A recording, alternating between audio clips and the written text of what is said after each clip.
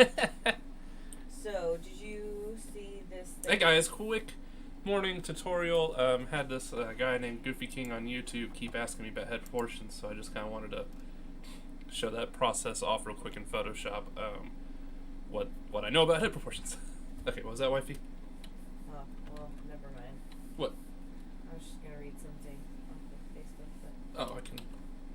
You're gonna see real quickly why I don't use Photoshop anymore. So I always start with the head. You have the line comes down the center. The jaw part, that's what's kind of interesting because you can make it any shape you kind of want, but hello, go away now. don't talk to your people like that. Photoshop's like, I'm just gonna crash on you. By the way, What in the you world? didn't even double check if I wanted to, I don't know, keep sleeping. Oh, sorry.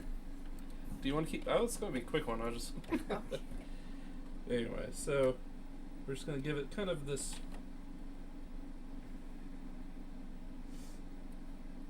Jaw like so.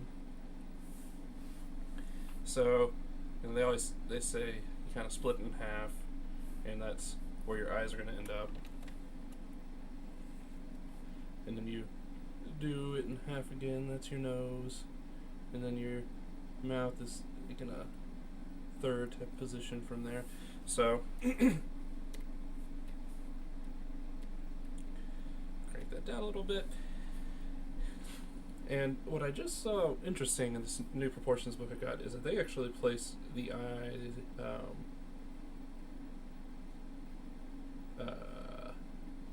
what's that called, wifey? Your eye socket? They place the bottom of the eye socket there, and I think that gives an interesting result than just placing the eyes. Usually, you'd put the eyes straight there, but you place the eye socket there, and then your eyes would end up more like here. So I thought that was kind of interesting. You have your nose,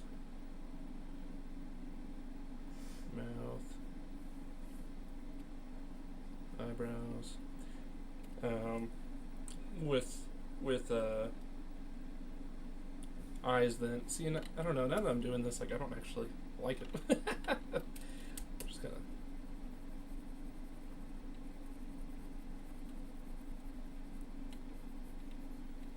They're just gonna go away this way. And they say that your eyes, you have basically a center eye here, and that's how you know the eye parted distance.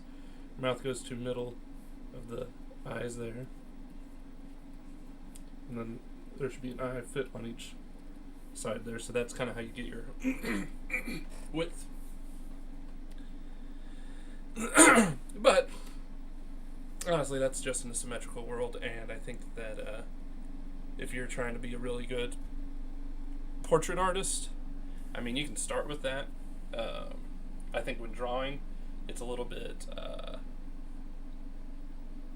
less conducive to actually go straight symmetrical, because there's not much that you can do with it, especially if you're drawing with pencil and paper. You pencil and paper, you can't like nudge things around. In Photoshop, I get a little bit of nudging around. That's why I like Zbrush so much, I think, is that there's a actual move tool, and I can move everything, just move it wherever I want to place it at. Because at the end of the day, you're going to find that one eye might be like right here, and one eye might be like this. This part of the head might come in a little bit and be at this angle, and this might come out like this and be at this angle.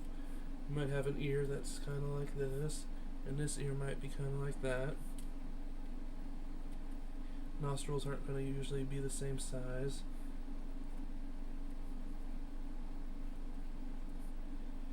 So if you're looking to be like a real portrait artist that makes their portraits look, sometimes the lips don't go to middle. Anyway, so if you're looking to be like a crooked chin, if you're looking to be a real portrait artist and you want your work to look that much more so than everybody else's, I think you would find that not keeping it symmetrical, kind of just learning to draw what you see, and that's the key point, drawing what you see, is what's going to help keep everything more in tune with the real person. Because that right there, as cruddy and not so fantastic looking as that is, might be more resemblant of a real person than this perfect symmetry. I think there's only one person in the world I can think of with perfect symmetry, and that's Brad Pitt, right? I think he is super symmetrical, but Or super. I think he's not perfectly symmetrical. So like 99% or something. Very, very symmetrical. So he has like really close to the golden ratio. Golden ratio, yeah. So, yeah, this is for you, Goofy King. I'll link it, or I'll comment this video there and something else for you. So, just a quick tutorial. As I said, maybe you probably see why I don't do 2D drawing anymore, and that's another thing for everyone out there is, if you love art and you find that you're not very good at one aspect of art than another, just keep trying. Keep trying different forms of art. You might find that one of them finally clicks way better for you than anything else, and for me that's using Zbrush and sculpting, and maybe I can sculpt in real life. I just don't really want to grab clay, and I have eczema and dry skin, and clay kind of sucks out whatever moisture you do have. So I'm gonna stick with ZBrush. So anyway, that's it for this morning, guys. Later.